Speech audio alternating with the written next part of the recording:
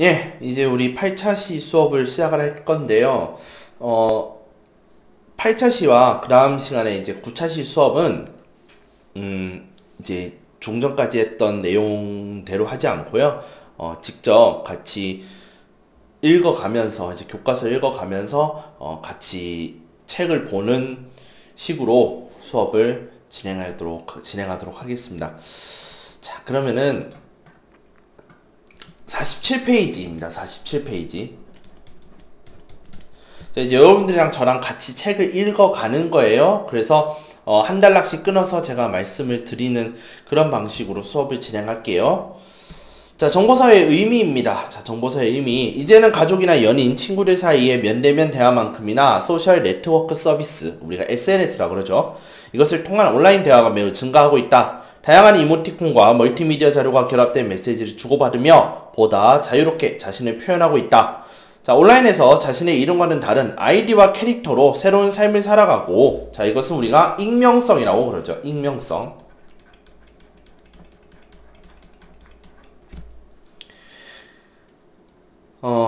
심지어 오프라인 세계보다 사이버 세계에서의 삶을 보다 편안하고 재미있게 느끼는 젊은 세대들이 날로 증가하고 있다. 자, 그러니까 지금 우리가 이전 시대와는 다르게 정보화 시대에 와서는 우리가 익명성, 그 다음에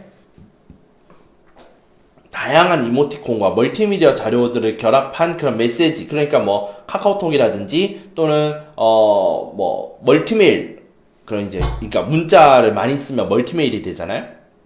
이제 MMS 서비스라든지 이제 이런 것들을 통해서 우리가 대화를 많이 하게 되었다. 이제 이런 것들이 있고, 심지어서는 사람을 만나는 것보다 오프라인 세계라는 것은 이제 우리가 사람과 사람을 실제로 우리가 만나는 것보다 컴퓨터를 통해서 온라인으로 만나는 것이 더 자연스럽다라고 느껴지는 세대들이 많다. 날로 증가하고 있다. 그 얘기를 지금 하고 있네요. 자, 그 다음 단락입니다. 자, 정보사회란 첨단의 통신 기술을 바탕으로 지식 기반 산업이 산업 구조의 중심을 이루는 사회를 말합니다. 자, 그러니까 정보사회에서 얘기하는 것은요, 우리가 1차 산업이 있고요. 1차, 2차, 3차가 있는데, 자, 일단 이 다음의 내용을 한번 간단하게 읽어보자면, 토지를 경작하는 1차 산업이라고 하는 것은 뭐예요? 농업이에요, 농업. 그럼 2차 산업은 무엇이냐면 산업혁명 이후의 산업화고요. 3차 시대에 와서 이제 우리가 봐야 되는 정보예요. 정보 또는 정보화 시대를 지금 이야기하고 있는 거예요. 그래서 농경시대, 산업시대, 그다음 정보화 시대, 이것을 우리가 이제 3차 시대라고 얘기를 합니다. 상호 연결된 네트워크를 통해 예전과 비교할 수 없는 많은 지식과 정보를 공유할 수 있게 되었다. 자, 그러니까 1차와 2차까지는 우리가 뭐냐면 오프라인 중심이었어요. 오프라인. 그러니까 오프라인이라고 한다는 것은 직접 만나는 거죠. 그죠? 직접 만나서 정보를 교환하던 그런 시대라고 본다면, 정보화 시대에서는 우리가 온라인을 통해서 정보를 공유하는 것이고, 이 온라인을 통해서 해외에서 통하고 있는 정보들까지 우리가 수집을 할 수 있고, 그 정보들을 우리가 열람을 할 수 있다라는 거죠. 그러니까 정말 말 그대로 정보라는 것이 나의 자산이 되고 나의 힘이 된다는 것을 의미하는 거죠. 과거에는 지식이나 정보가 특수계층에게 제한적으로 주어지는 것이었다면, 정보사회에서는 지식과 정보가 대중들에게 보편적으로 제공되며 나아가 대중이 스스로 정보를 창출하거나 제공할 수 있게 되었다. 자, 예전에는 그러니까 이런 농업이나 산업시대에서는 지배층, 그러니까 뭐 양반이라고 한다면 양반, 왕족, 귀족, 이런 사람들이 중요한 정보들을 독점할 수 있었어요. 특히 문자를 한자를 쓰게 하면서 피지배층들은 한자를 익히는 게 쉽지가 않잖아요.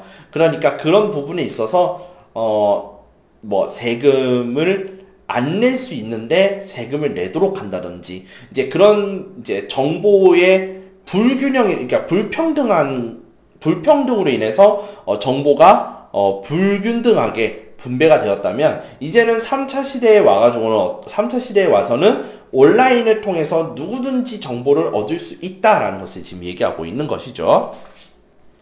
자, 넘어가서, 자, 정보사회가 형성된 배경은 매우 복합적 요인으로 구성되어 있으나 핵심적인 원인은 다음과 같다. 자, 첫째, 컴퓨터와 정보통신 등 정보기술의 혁신이 정보사회를 등장시켰다. 자, 정보기술의 혁신이에요.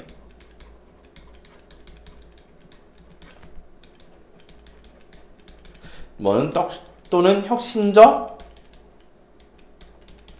발전이라고 보면 되겠죠. 그죠? 그러니까 인터넷이 더더더더더더 발전하고 있고 컴퓨터의 스펙도 점점 향상이 될 뿐만 아니라 검색 엔진이라든지 또는 우리가 정보를 제공을 하는 이제 입장이 될 수 있잖아요. 이제 우리 그 대중들이 직접 동영상을 만들잖아요. 유튜브 같이. 그래서 내가 알고 있는 정보를 다른 사람들에게 공유할 수 있는 그런 플랫폼이 자꾸 만들어지고 있다는 거예요. 그래서 예전에는 우리나라만 가지고 보자면 아프리카가 있죠. 아프리카 TV. 자, 그러다가 유튜브가 나왔죠. 유튜브 채널. 그 다음에 그 다음에 지금 뭐가 나왔어요? 트위치가 있죠. 등등등. 이제 여러가지 이제 플랫폼들이 막 만들어지고 있어요. 그래서 그 가운데에서 여러분들이 지금처럼 저처럼 어떤 프로그램을 사용을 하셔서 지식을 전달할 수도 있고요. 또는 여러분들이 게임을 해서 게임 공략을 올려서 내가 이 게임 잘 못 깼었는데 이 사람이 영상을 보면서 따라하니까 게임을 쉽게 해결할 수가 있게 되거나 또는 여러분들이 살면서 이 제품에 대해서 어떤 정보를 갖고 있는지 쉽게 설명해 줄 사람이 필요했는데 그걸 또 어떻게 해요? 동영상을 통해서 찾아낼 수가 있게 되는 거죠. 그렇게 여러 가지 정보들을 우리가 얻을 수 있는 경로가 많아지게 된다. 그것이 정보기술의 혁신적 발전이 되겠죠. 자, 둘째, 대중의 교육 수준 향상에 따라 지식과 정보에 대한 욕구가 증가하면서 지식과 정보를 중요한 가치 창출의 원천으로 생각하기 시작하였다. 자, 대중들의 교육 수준이 늘었다는 거죠. 대중 교육 수준의 향상. 자, 그러니까 예전에는 우리가 어땠냐면 초졸 또는 초등학교 중퇴도 있었고요. 예? 그러다가 이제 초등학교 의무교육이 되니까 이제 어떻게 돼요? 중학교를 가야 되겠죠. 그래서 중학교 졸업 또는 중학교 중퇴가 있었어요. 그런데 이제 중학교도 의무화가 됐죠. 그러니까 이제는 뭐예요? 고등학교 나가야 되겠죠. 이제 고등학교 졸업, 고등학교 중퇴가 있는데 이제 고등학교도 어떻게 됐어요? 의무화가 됐죠. 즉 대중교육의 수준이요, 날이 갈수록 이렇게 향상되고 있는 거예요. 초, 중, 고. 그러니까 이제는 무조건 이제 그 다음은 어디로 가야 되겠어요? 대학교를 가야 되겠죠. 그쵸? 이제 대학교에서는 대학교 중퇴도 있고, 대학교 졸업도 있고, 그쵸? 그 다음에, 다음에 뭐가 있어요? 대학원이 있죠. 그쵸? 대학원. 이런 게 있죠. 뭐, 대학원에 가서, 석사, 박사학위, 이런 것까지 우리가 준비할 수 있고. 즉, 대중교육 수준이 예전보다 자꾸 향상이 되고 있기 때문에, 그에 따라서, 이 대중들 역시 더 많은 정보, 더 많은 지식을 요구하게 되었다라고 보시면 되겠습니다. 자, 이 두 가지 요약하면 다음과 같습니다. 자, 이제는 우리가 정보사회의 현황에 대해서 한번 알아보도록 할게요. 페이지 49페이지입니다. 49페이지. 자, 2016년 전 세계 스마트폰 평균 보급률은 70%에 육박했다. 자, 우리 77억이라고 얘기할게요. 77억에서 70%는 이미 스마트폰을 이미 가지고 사용하고 있는 사람들이 70% 정도 육박했다는 거예요. 우리나라 스마트폰 보급률은 91%예요. 그러니까 어마어마한 그러니까 우리나라 인구가 5천만이다 라고 했을 때 91%라는 거죠. 그죠? 그러면은 정말 몇백만 명을 제외한 모든 사람들이 다 스마트폰을 들고 있다라고 보시면 되는 거예요. 지금은 더 높아졌겠죠. 그죠? 자, 싱가포르 아랍에미리트와 함께 세계에서 스마트폰 보급률이 가장 높은 국가의 이름을 올렸다. 우리나라 어마어마합니다. 그쵸? 미국과 중국의 스마트폰 보급률은 79% 수준에 그쳐요. 근데 그것은 사실은 이 미국이나 이런 데서는 망도 망이지만 좀 소득의 불평등이 굉장히 심한 나라들 중에 하나라고 보시면 될 것 같아요. 보급률뿐만 아니라 한국은 전 세계에서 모바일 인터넷 환경이 가장 잘 구축된 나라인 것으로 조사됐다. 모바일 통신 속도 역시 우리나라가 41.34 메가bps. 자, 그러니까 1초당 41.34MB씩 전송하는 거예요. 그렇기 때문에 지금 우리가 뭐예요? 예전에는 메가 인터넷이었어요. 그래서 뭐 초고속이 뭐 10MB 이랬는데 지금 요것이 기가 인터넷이 되었죠. 기가 인터넷 시대가 열리면서 이제는 어떻게 해요? 초당 1GB씩 넘어가는 거예요. 그러니까 이제 영화 같은 거는 초당 1메가 달할 것 같으면 어떻게 되겠어요? 한 4초만 있으면 다 받는 거예요. 그쵸? 예, 그 정도의 속도까지 올라오게 되었다라고 보시면 되겠습니다. 자, 과학기술정보통신부가 만 3세 이상 국민 6만 1238명을 대상으로 진행한 2016년 인터넷 이용 실태조사 결과에 따르면 우리나라 국민의 약 88.3%가 인터넷을 이용합니다. 3세 이상부터 국민들한테 물어봤을 때 인터넷 얼마나 사용하세요? 88.3%나 사용하는 겁니다. 어마어마한, 그러니까 우리나라가 인터넷 보급률도 되게 잘 돼 있지만 그만큼 인터넷을 쓴다는 거예요, 사람들이. 예. 그러니까 어린아이들도 그런 인터넷을 통해서 왜 이런 사람들 있잖아요. 헤이진이라든지 뭐 그런 이제 유튜브의 펭수라든지 아니면 옛날에 유튜브를 통해서 뽀로라든지 이런 것들을 봤던 것들을 우리가 생각을 한다면 이 인터넷이라고 하는 것은 비단 우리 청소년과 어른들만 쓰는 게 아니라 이제 유아 아동들도 이러한 인터넷을 통해서 혜택을 보고 있고 또는 이것을 통해서 서로 소통을 해나가고 있다는 것을 알 수가 있게 되겠죠. 우리나라 가구당 인터넷 접속률은 99.2%에 달아요. 그래서 인터넷이 연결되어 있는 집치고 인터넷을 연결 안 하는 곳이 없다라는 거예요. 왜냐하면 우리나라는 쓴 만큼 돈을 내는 게 아니라 한 달에 얼마 내서 정액제로 사용을 하고 있잖아요. 그쵸? 네. 근데 그거 아십니까, 여러분? 한때, 진짜 이건 정말 한때인데, 우리나라가 쓴 만큼 초고속 인터넷 비용을 물리자라는 내용이 3사 통신사들한테 나왔던 거 알고 계십니까? 물론 이것이 무위로 돌아가서 참 다행이라 생각합니다만, 만약에 그렇다고 한다면은 여러분 우리 지금 이렇게 인터넷 쓰고 있는 것들 있죠? 다 돈이 된다는 겁니다. 그러면 끔찍하게 통신비가 많이 나온다는 뜻이 되는 거죠. 그렇죠? 정말 아찔했습니다. 그때 그 얘기 나왔을 때. 국제전기통신연합 회원국 중에서 당당하게 우리가 나라가 1위를 차지합니다. 구체적인 우리나라 국민의 인터넷 이용 현황을 살펴보면 6세 이상 인터넷 이용자 중 인스턴트 메신저 이용률은 92.5%. 그러니까 이제 소위 말하면 뭐 카카오톡 같은 거 사용하는 거죠.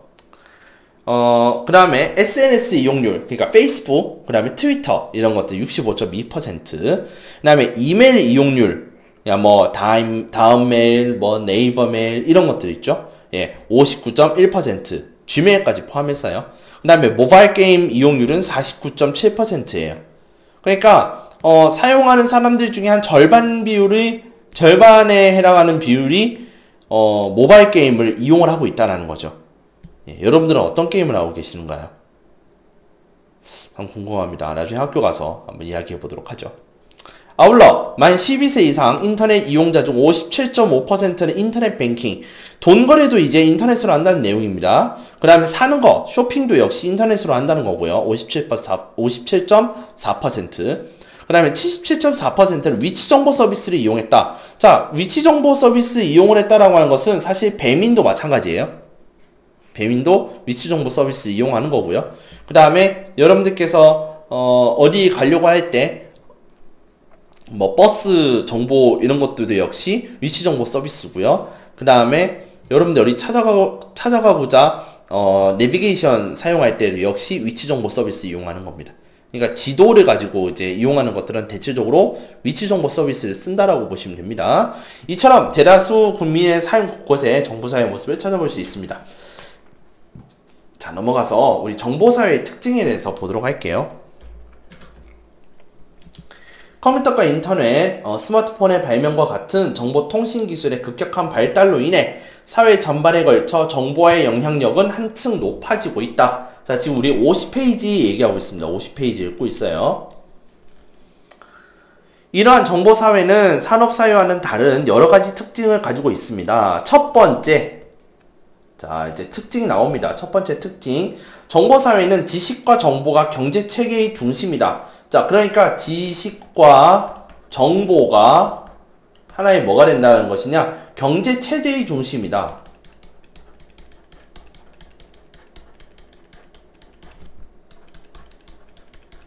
자 여러분, 지식과 정보는요 원래 우리가 살아가는 데 있어서 지혜의 역할을 했고요, 우리가 모르는, 공부를 하는 데에서 모르는 것들을 찾는 그런 것들이 지식 정보여드렸어요. 근데 지금은요 이러한 지식 정보가 돈이 된다라는 거예요. 한마디로 돈이 된다. 자 이거 한 가지 예시 몇 가지만 들어볼까요? 자 유튜브.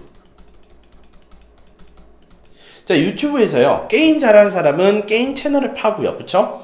음악을 좋아하는 사람은 이러한 날씨에 따뜻하고 나가고 싶다 그러면은 이럴 때 듣는 음악을 쫙 하는 거예요. 그러면은 그거 다 듣는 사람들이 있을 거 아니에요, 그쵸? 그럼 그 가운데서 뭡니까? 돈을 버는 거죠.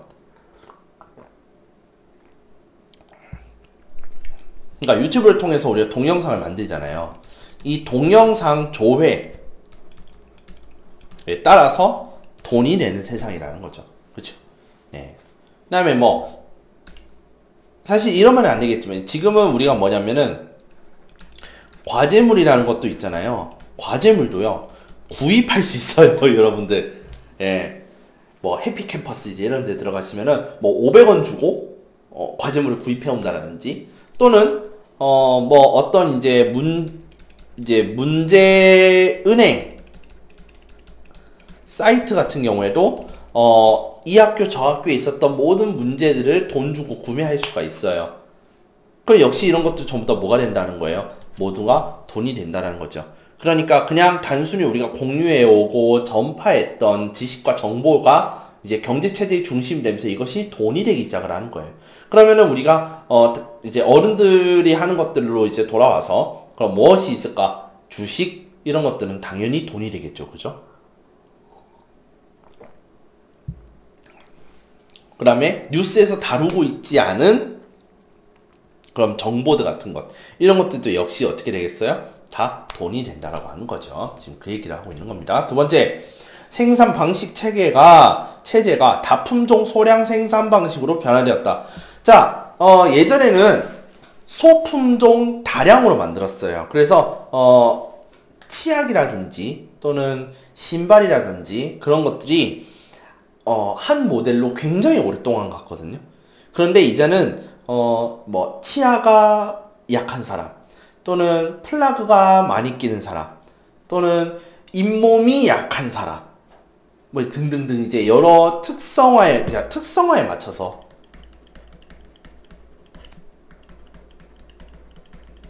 특성에 맞춰 다양한 상품을 내놓을 수 있다는 거죠. 그럼 예전에는 특성이라는 것과 상관이 없었다라는 거예요. 하나 이게 일률적으로 보편적으로 그냥 많이 만들어서 많이 팔았단 말이에요. 그런데 이제는 이거 안 맞으면 그냥 안 사는 거예요, 사람들이. 무슨 말인지 아시겠습니까? 사회가 변화가 하면서 사람들이 나 이런 것이 있었으면 좋겠어, 저런 게 있었으면 좋겠어, 똑같은 옷인데 난 뒤에 후드가 있었으면 좋겠어, 아니야 난 여기 소매가 있었으면 카라 같은 게 있었으면 좋겠어, 뭐 이런 그런 특성에 맞추어서 다양한 상품이 나오기 시작하는 거예요. 그래서 우리가 독서대를 산다 하더라도 그냥 일반 독서대를 사는 게 아니라 거기에 무슨 USB 이게 잭이 꽂혀 있는 그런 이제 독서대라든지, 또는 밤에도 볼 수 있게 거기에 스탠드 라이트가 이제 들어오는 그런 독서대를 쓴다든지, 그런 것들이 막 여러 가지가 나오기 시작을 하고요. 자동차 같은 경우에도 한 가지 모델에서 여러 가지 색깔로 우리가 도색을 해서 나오기도 하잖아요, 그쵸? 근데 예전에는 거의 일률적이었다고 보시면 돼요. 심지어서 요즘에는 뭐도 되냐면 우리가 이제 자동차 좋아하시는 이제 친구들은 알겠지만 광을 내달라는 곳이 있고, 그러니까 별달리 말이 없으면은 그 광을 낼 수가 있고요. 그 다음에 광이 아니라 무광을 내달라는 사람이 있어요.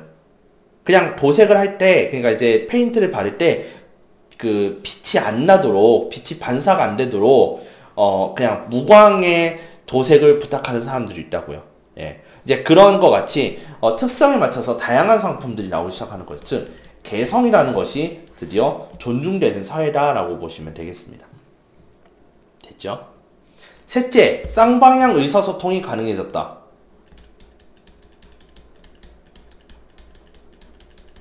쌍방향 의사소통이 가능해졌다. 자, 요건 한번 볼게요.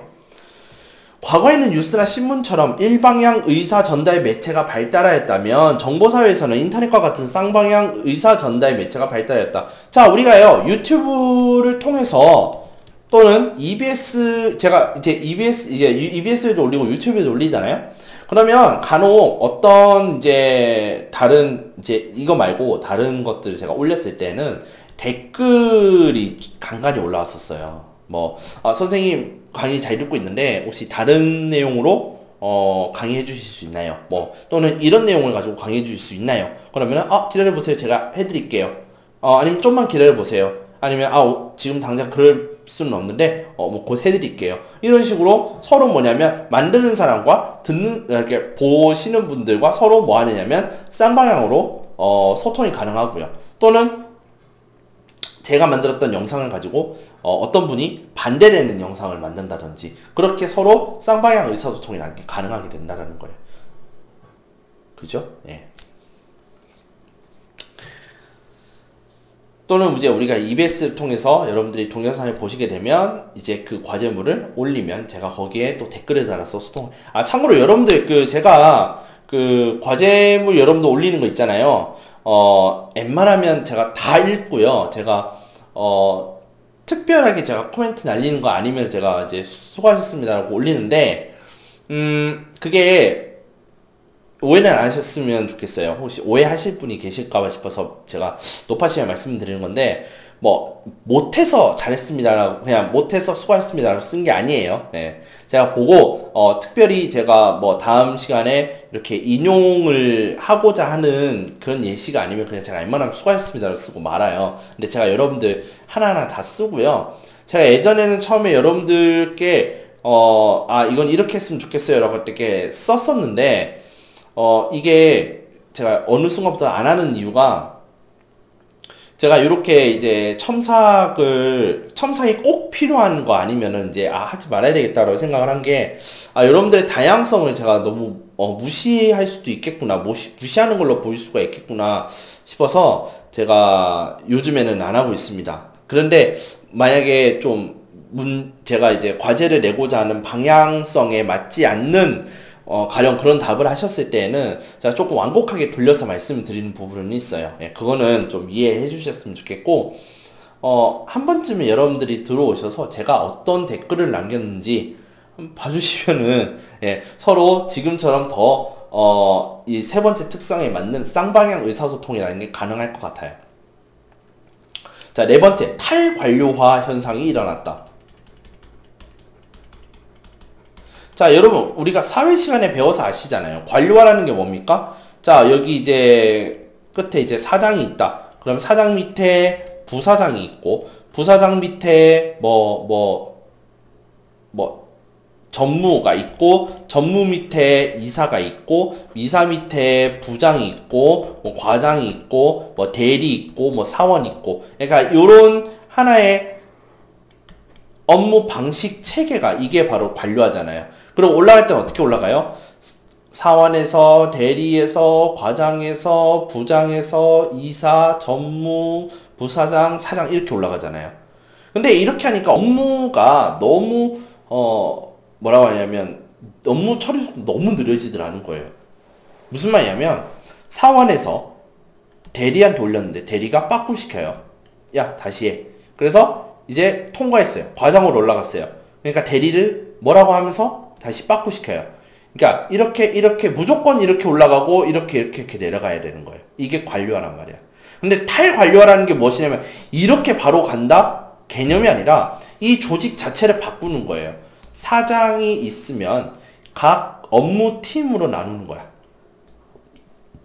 그래서 제품 생산, 유지 보수,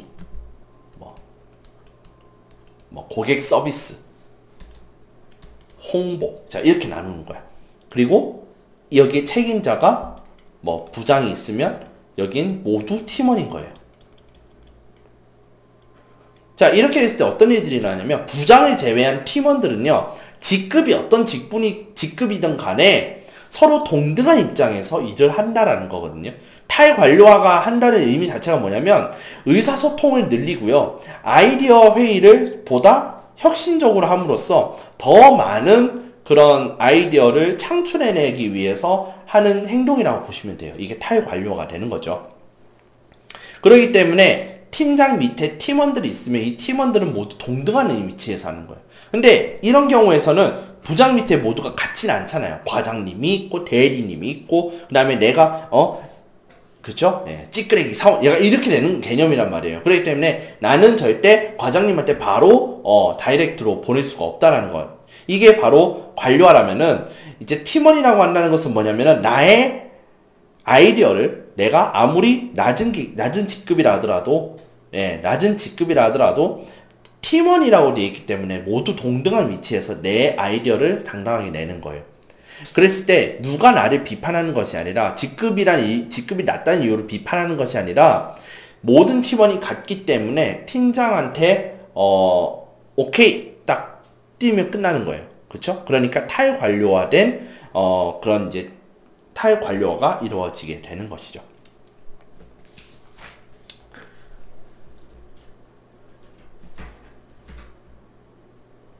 자, 그런데요, 이런 정보사회는요, 두 얼굴이 있다. 그러니까 좋은 점이 있으면 안 좋은 면이 있다라는 거고, 그 다음에 그것에 대해서 우리가 어떻게 대응할 것인가, 예, 그거에 대해서 보도록 할게요. 자, 스마트폰의 대중화 및 인터넷 기술의 발전, 그리고 소셜 네트워크 서비스 이용은 더 이상 우리 삶에서 빼놓을 수 없는 필수적 환경이 되었다. 저도 있잖아요. 저도 사실 일어나서 제일 먼저 보는 게 뭐냐면은 네이버 뉴스를 네이버 뉴스를 보는 게 아니라 네이버 검색어를 쭉 보고요. 네이버 뉴스 쭉 본 다음에 제가 이제 개인적으로 들어가는 그런 커뮤니티 사이트에 들어가서 한번 보고요. 일베는 아닙니다. 예. 걱정하지 마세요. 죄송합니다. 그 다음에 또 무엇에 들어가냐면 제가 페이스북에 들어가요. 그래서 다 전부 뭐냐면 우리가 SNS, 그 다음에 또는 스마트폰을 통해서 우리가 검색 엔진을 활용하기도 하고 그렇잖아요. 그렇죠? 이런 것들이에요. 그 다음에 출근하면서 내가 꼭 듣고 싶은 음악이나 꼭 듣고 싶은 그런 뭐 지식 이런 것들이 있으면은 유튜브를 통해서 검색을 해서 하는 경우도 있어요. 근데 이런 것들이 저만 그렇게 하는 게 아니라 여러분들도 하는 거라는 거죠. 그만큼 우리가 스마트폰이 대중화가 되어 있고 인터넷 기술이 아주 발전되어 있다는 것을 얘기하고 있는 겁니다. 2019년 미국 시장 분석기관 퓨 리서치의 통계 자료에 따르면 한국의 스마트폰 보급률은 95%로 세계 1위를 기록하고 있다. 이러한 정보사회의 구축과 진전은 첨단 기술의 발전으로 인해 생산 효율성을 크게 증대시키며 네트워크를 통해 국가 간 경제 교류를 증가시킨다. 이를 통해 더 많은 부가가치 창출이 가능해지며 생산자뿐 아니라 소비자의 요구가 반영될 수 있는 구조를 마련할 수 있다. 자, 그러니까요, 제가 물건 하나 샀는데 불만족이야. 그러면은 전화를 해서 거랬던 시기가 아니라 이제 그냥 인터넷에 들어가서 환불 환불 신청 누른 다음에 택배회사 가져가면 그냥 환불되는 거예요. 또는 이 물건 잘못됐는데요 라고 문자 올리면 전화가 오죠. 고객님 죄송합니다. 저희가 잘 만들었어야 되는데 여기 결함이 있네요. 바꿔드리겠습니다. 이런 식으로 쌍방향 의사소통이 더 자유롭다라고 볼 수가 있는 거죠. 그 다음에 제가 상품을 받아서 제가 써봤는데 이런 기능이 있었으면 좋겠어요. 그러면은 다음번에 이런 시리즈가 나왔을 때 그 부분이 반영돼서 나올 수 있게 되는 거죠. 그렇죠? 예, 이뿐 아니라 정보사회의 고도로 발달된 정보 네트워크로 인해 대중들은 쌍방향 매체를 통해 자유롭게 의사를 교환하고 자신의 관심사를 추구할 수 있다.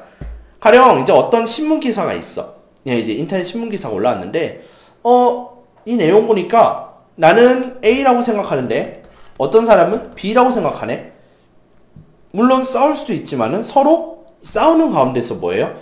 이 사람은 이런 생각을 갖고 있고 나는 이런 생각을 갖고 있구나. 그래서 그러한 의견의 교환을 통해서 서로가 발전을 해나갈 수 있겠구나 라는 것을 알 수가 있죠. 또한 개인의 활동 범위가 넓어지고 시공간적 제약으로 벗어나 손쉽게 다른 문화를 접할 수 있다. 또한 온라인상의 사회 집단 및 인간관계를 발달시켜 대중의 다양한 참여와 활동이 가능해진다. 그러니까 우리가 요즘에는 카페라고 그러죠. 카페, 뭐 밴드, 뭐 동아리, 요즘 동아리란 말 잘 안 쓰죠. 등등등. 뭐 동호회. 사실 요즘 동호회란 말도 잘 안 쓰긴 해요. 근데 이런 것들 통해서 온라인 활동을 먼저 해요. 온라인 활동을 하고, 이제 게임 같은 경우 이제 클랜, 길드 이러지, 그치? 그것도 옛날 말인가요? 미안합니다.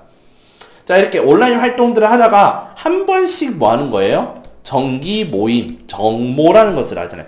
이런 것처럼 온라인 활동이 그만큼 활성화가 되어 있으면은 나중에 오프라인으로도 만나서 서로 인사하고 한다라는 거죠. 자, 지금까지 우리가 장점에 대해서 얘기를 했어요. 그래, 첫 번째, 뭐, 국제 간 경제교류를 증가시키고, 그 다음에, 생산자와 소비자가 서로, 상호 의사소통을 할 수가 있고요. 그 다음에 자신의 관심사를 다른 사람들과 공유를 할 수가 있게 되고요.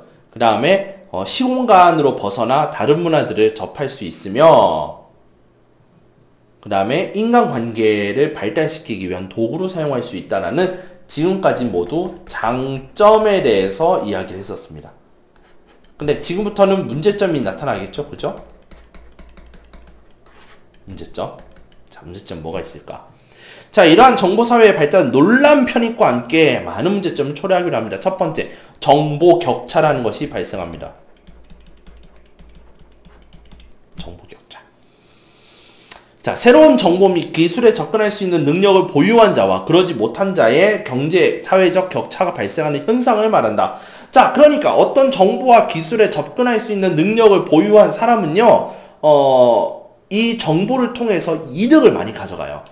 근데 그렇지 못한 사람은 혜택을 못 가져간다는 겁니다. 가령 어떤 것들이 있냐면, 자, 어떤 지원금이 있다고 할게요. 우리, 정부에서 주는 지원금이 있는데, 이 지원금을 타내기 위해서는 홈택스라는 곳에 들어가서 신청을 하고 신청 후에 심사를 받아 결과를 공시를 하면 이 결과에 따라서 지급 신청을 하면 지급되는 이 정보를 나라에서는 얘기를 해요. 자, 가령 쉽게 얘기하면 우리 이번에 이제 긴급 재난 지원금이 나온다 치자. 자, 그러면은 이제 뭐 복지로에 들어가서 신청을 하고, 그럼 이거에 대해서 심사를 해서 결과를 나와주는 거예요. 당신은 신청 자격이 됩니다. 이렇게. 그러면 이제 지급 신청을 하는 거야. 그러면 이제 지급이 되는 거죠. 그냥 그런 이제 절차가 있다고 칠게요. 그러면 이걸 아는 사람은 지원금을 타네요. 근데 이걸 모르는 사람은요, 지원금을 못 하는 거예요. 근데 이거는 언제 어떤 상황과 똑같냐면, 조선시대 때 한자를 아는 사람은 세금을 안 내고 한자를 모르는 사람은 멍청하게 세금을 내는 그런 구조가 되는 것과 똑같은 현상이 일어나게 되는 거예요. 즉, 정보를 정확하게 알고 있느냐 모르고 있느냐가 아니라 정보 자체를 모르는 사람들이 등장하는 거예요. 그게 정보 격차예요. 이건 제가 하나의 예시를 드린 거지만 여러분들이 생각하는 정보 격차는 다른 것들이 있을 수도 있어요. 자, 두 번째, 개인정보 유출과 사생활 침해가 나타난다. 자, 개인정보 유출, 사생활 침해. 자, 우리 볼게요. 특히 연예인들 보죠. 연예인들 같은 경우에는 요즘에 이제 어떤 셰프하고 그다음에 방송 PD가 서로 이제 이제 신랑 예비 신부라고 해서 TV에 나왔잖아요. 그랬더니 이 신부 측, 이제 예비 신부 측에서 어떤 일이 일어납니까? 옛날에 학교 폭력을 했던 것들 누가 폭로를 하죠. 그래서 얘가 나를 겁나 괴롭혔어요. 진짜 나쁜 X예요. 이렇게 얘기를 하잖아요. 그러면서 협박을 했다고 그래요. 그죠? 네. 그랬더니 처음에는 사과를 했어요. 그런데 사과만 해서 되냐? 그러면 뭐 달라는 거예요? 돈 달라는 거겠죠, 아무래도. 예. 돈 달라. 그래서 돈 줬다. 돈 주려고 했다? 아니면은 뭐 아무튼 뭐에 대항했어. 그러니까 또 뭐 하느냐면 이제 지인들을 통해서 나쁜 그런 이제 행각에 대해서 막 더 고발을 하고 협박을 더 하죠. 그러니까 사지까지 몰려드는 거죠. 자, 이것은요, 사실 이러한 방송계 연예인들에 대한 내용뿐만 아니라, 우리 인터넷을 하게 됐을 때, 뭐 이런 거 있잖아요. 무슨 여의도 무슨 여, 또는 무슨 남. 이러면은, 그 사람들이 어떻게 합니까? 바로 파헤치죠. 이 사람 이름이 누구고, 나이가 몇 살이고, 어느 학교에 다니고 있고, 뭐, 얘 평소에 이렇다. 이런 것까지. 그럼 이것은 하나의 뭐가 되는 거예요? 개인정보와 사생활이 유출돼서 침해를 받는 거랑 마찬가지예요. 그죠? 좋지만은 않죠. 그죠? 셋째, 각종 사이버 범죄가 발생한다. 자, 사이버 범죄가 일어납니다. 자, 이건 무엇이냐면은, 우리 사이버 범죄 하면 제일 대표적인 게 뭡니까? 학교 폭력의 유형 중에 이제 사이버 불링이라는 게 있잖아요. 카카오톡에 그 방 있잖아요. 그죠? 방에, 지금은 이제 그 기능이 이제 제한이 되었지만, 왕따 시키려고 하는 애를 참가를 시켜요. 그래서 막 욕을 해요. 그러면은 기분 나빠서 나가요. 그럼 다시 불러와요. 이게 어딜 가냐고. 또 막 더 심한 욕을 해요.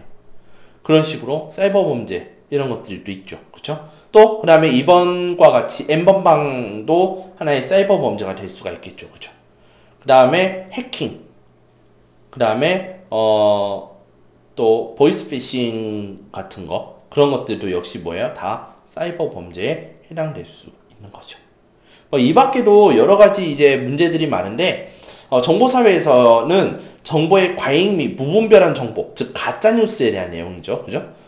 그 다음에, 정보통신 기술의 발달에 따른 일자리 감소. 자, 그러니까 이제 AI라는 것이 만들어지게 되면 AI가 할 수 있는 일에 비례해서, 반비례해서 인간의 그런 이제 역할이 축소가 되는 거죠. 사실 제가 예전에는 번호를 되게 잘 외웠거든요. 그런데 이제는 제가 번호를 잘 못 외우게 됐어요.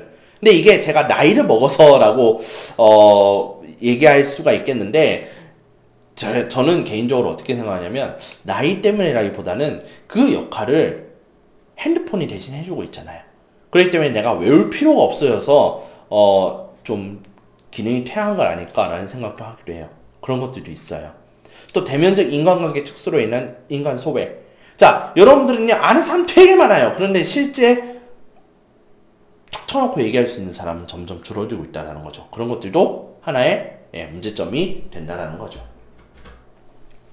자, 그러면 정보사회의 대응 방안에 대해서 우리가 한번 읽어보도록 할게요. 55페이지입니다. 이러한 정보사회에서 나타나는 다양한 문제는 법적, 제도적 장치의 마련과 기술적 측면의 보완책 마련, 그리고 정보통신 윤리 교육과 올바른 정보 문화 창출로 해결해 나가야 한다. 자, 먼저 정보격차의 정보 불평등 최소화하기 위해서는 정보 소외 계층에게 컴퓨터 및 각종 기기 제공을 지원해야 한다. 자, 예전에는 우리가 못 사는 사람들에게는 뭐 돈을 지급한다든지 쌀을 준다든지 더 옛날에는 뭐 어땠어요? 그 사람들한테 연탄을 날라주고 있잖아요. 뭐 지금도 연탄을 날라주긴 합니다만 그때 연탄은 되게 중요했었어요. 그쵸? 그런데 지금은 그만큼 중요해진 게 뭐냐면은 첫 번째 컴퓨터라는 거죠. 폰은 없을지언정 컴퓨터는 있어야 된다는 거예요. 그래서 컴퓨터가 싼 가격에 많이 보급화가 됐던 시기에 사람들이 컴퓨터를 굉장히 많이 구입을 하게 됐고요. 그 다음에 이 컴퓨터가 싸게 보급이 되면서 동시에 성능이 자꾸 향상이 되기 시작을 해요. 그렇죠? 그런데 이 컴퓨터를 못 가진 사람들이 있단 말이야. 그런 사람들은 이제 복지적 측면에서 컴퓨터를 지원을 해줘야 되는 그런 상황이 오고요. 그 다음에 인터넷도 역시 지원을 해줘야 되는 이제 그런 사회에 우리는 살고 있는 거죠. 그 다음 두 번째, 개인정보 유출을 막아 사생활을 보호하기 위해서는 개인의 신상정보가 권력기관에 의해 감시와 통제 수단으로 활용되지 않도록 정보 처리 과정을 공개하고 이에 대한 법적 규제를 강화해야 한다. 자, 그러니까 개인정보 보호예요. 개인정보 보호. 자, 사실 개인정보 보호에 대해서는 여러분들도 개인정보 보호를 잘해야 되겠지만은 개인정보를 취급하는 기관에서 해킹을 당하지 않도록 해야 되고 또 자신의 익명성을 악용을 해서 상대방의 개인정보를 공개를 하는 일들은 없어야 되겠죠. 그렇죠? 그런 것들을 조심하자라는 거고요.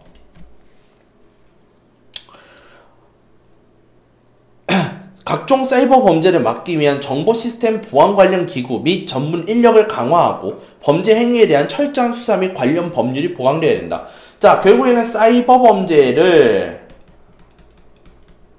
척결을 위해서 사이버 범죄에 대한 법률을 강화하고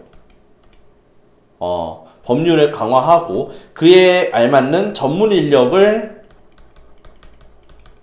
양성을 많이 해야 된다. 뭐 이제 이런 얘기를 지금 하고 있네요. 예.